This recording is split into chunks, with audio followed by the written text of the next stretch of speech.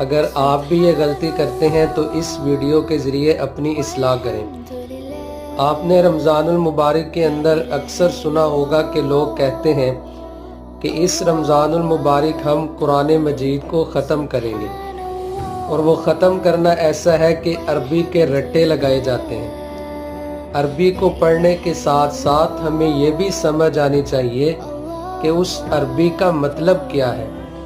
اللہ رب العزت کا قرآن مجید میں ارشاد ہے، جس کا مفہوم یہ ہے کہ ہم نے قرآن کو اس لیے نازل کیا تاکہ تم اس میں غور و فکر کرو۔